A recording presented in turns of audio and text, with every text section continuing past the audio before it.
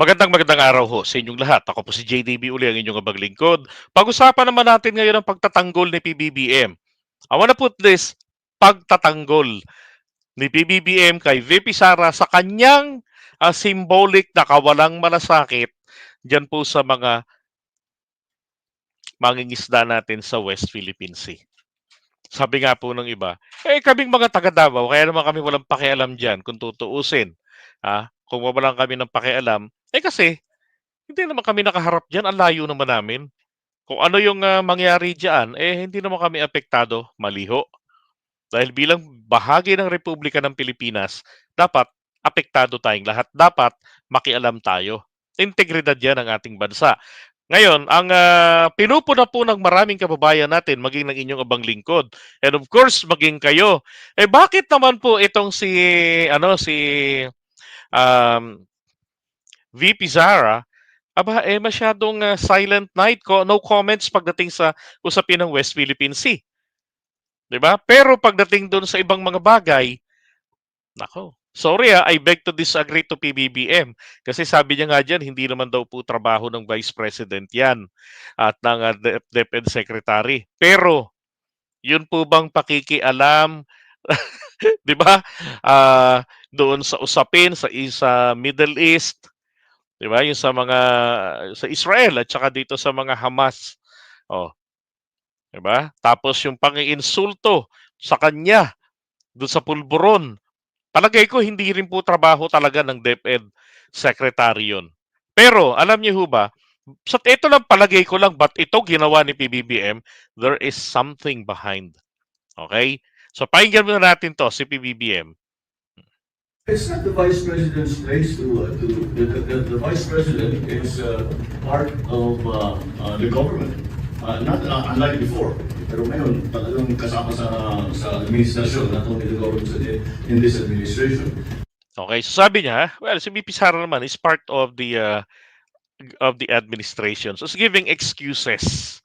Okay, so tingin ko rito merong nagtanong and then they're expecting na um, may sagot si PBBM na medyo mabangis katulad ng because under this interview doon sa Amerika, kasabay rin ito yung reply niya sa pambabastos sa kanya ng tatay ng ating Vice President. Okay? So ngayon, ang ginagawa rito ni PBBM ay he was just trying to give justification. Okay? Para lamang po talaga ma-preserve ang unity sa kanila. But I can't believe na unless sabihin niya at ni VP Sara na humingi ako ng tulong kay Presidente para ako ay ipagtanggol sa inyo. Okay?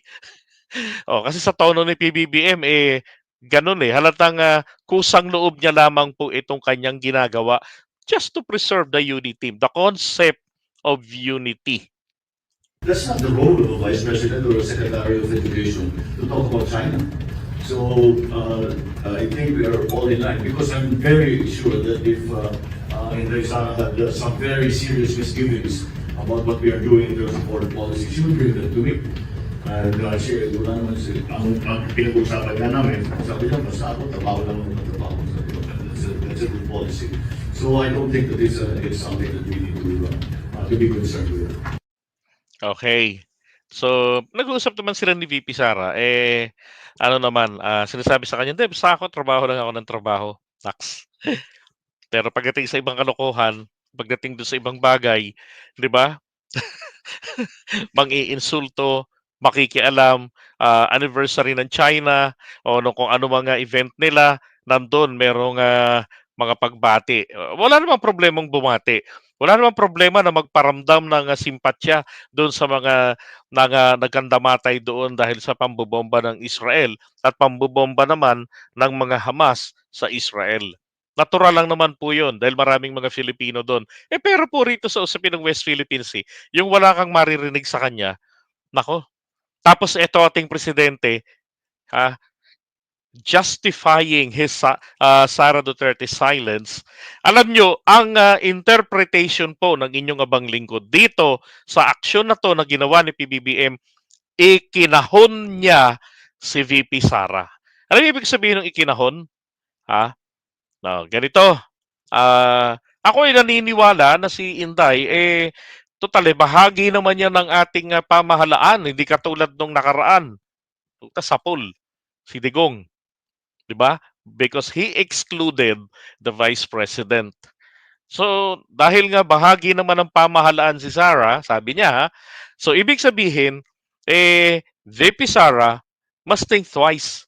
Kung siya ba ay um, tataliwas, so mapapahiya siya rito. Kasi ang naunang naisaksak na ni PBBM sa isip ng mga Pilipino, hindi yan taksil. Yan ay mabait. Kasama natin yan sa paninindigan laban po sa pulisiya ng China na ginagawa sa ating mga Pilipino diyan sa West Philippine Sea. Okay? Now, kung si VP Sara naman lumakas ang loob at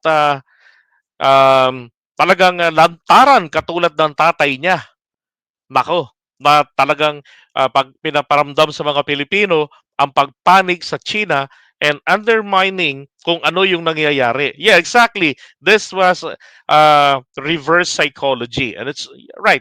It's a smart move ng ating presidente. Okay? So, ikinahon niya lamang po etong si VP Sara. Kasi hindi siya po pwedeng sabihin nating tiwala pa rin ng Pangulo. Tignan nyo naman ang ginawa niya. First time ever ng gobyerno ng Pilipinas, correct me if I'm wrong, na nagkaroon po ng presidenteng pupunta for a tripartite, di ba, summit. Tapos yung kanyang iniwan na caretakers, tripartite din. Tatluhan din. Dati solo lang, si Inday lang. Ano ang pinagkaiba?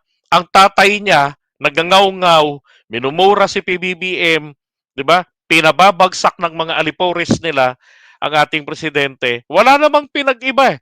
Pero at this time, 'di ba? Dating solo ni Sara, ngayon may kasama na si Sara, 'di ba? Tapos sabi ni BBM dito, ng ating presidente o ni PBBM, pag nag-uusap nga kami, sabi niya, ako trabaho lang ako ng trabaho eh. Di ba? So ikinahon niya ron na, kaya naman may mga kasama siyang caretaker. Kasi busy si Sara. Tandaan nyo, may sinabi ang ating Pangulo sa kanila last year, mag-DepEd, mag-focus kayo sa trabaho nyo. Di ba? Mag-focus kayo sa trabaho ninyo, show us your performance, show me the numbers. Kasi yung mga ranking natin tagilid doon sa mga 15 years old, 'di ba? Na sumalang sa mga testing. Oh. Okay, so yun po yung ginawa rito ng ating presidente. Ako man, nung una ko nga mabalitaan kanina to, sabi ko, teka muna, hindi ito, ako po pwedeng magsabi ng magalit ako rito sa presidente kasi ganito, pinagtanggol niya. Samantalang tayo namang taong bayan, naghihimutok na tayo dahil po ba't ganito ang ating vice president. Mukhang ginagamit na lang ang ating presidente, pero kasi kapansin-pansin, pag-usapin sa ginagawa ng kanyang mga kapatid, sa Pangulo at ng kanyang tatay, hindi ko pa nakausap ang aking pamilya. Hindi ko pa sila nakakausap. Diba? Pero nung hindi na pagbigyan sa confidential fund, sabi nga ng ating kaibigan si Mima Alicia, sumbong tatay. Diba? And then the rest, was history. Nagngaw na. Nangaway na ng Kongreso. 'Di ba? Nambira na nambira, mga spoiled brats talaga. All right? Sabi ni Maureen Rose Mejia Villar. Checkmate 'yan, Tito JDB. PBBM painted Inday into a corner and made her look inutil, aray ko. 'Di ba? Expect magwawala na naman ang tatay. Ito lang eh, 'di ba? Yeah, I agree, Brad. No, ito ating kaibigan si Go Philippines. Ito ay isang brilliant strategy ni PBBM. Now, pagdating dito, paano magwawala rito si Daddy Diggs, ano? I couldn't imagine na, tang-ina ninyo. Inipit na naman ninyo si Inday dati noong election. Ikaw, Marcos, di ba yung alegasyon niya? Inimpluwensyahan nyo si Inday na magpresidente ka, siya ay busy. Ngayon naman, ginawa mo naman siyang pro-Philippines. Dapat ay anti-China yan, anti-Philippines yan, pro-China. Ikinahon mo naman ang ako, hindi ko ma-imagine kung paanong discarding gagawin dito ni dating Pangulong Duterte. At lalo na rin si VP Sara kung ininegate niya ba to at sasabihin niya na, mga kababayan, gusto ko pong ipaalam sa inyo ang sinabi po ng Pangulong Marcos ay hindi po ganoon ang aking saloobin. Aray ko. Ano, China. Tandaan natin, ang neutrality is in favor of China. 'Di ba? Pag pumanig ka rin sa kanila, pareho lang 'yun, wala namang pinagkaiba. Oh, dahil sila yung aggressor. Okay? Ito pa sabi ni Danilo. Tama si Pangulo. Si Digong abogado pero ba't walang dokumento na ipakita? Ibig sabihin para masolo kung may bayaran. Yan, reversible ika nga kung nakakaintindi siya. Yan. Okay, so iwan natin muna to.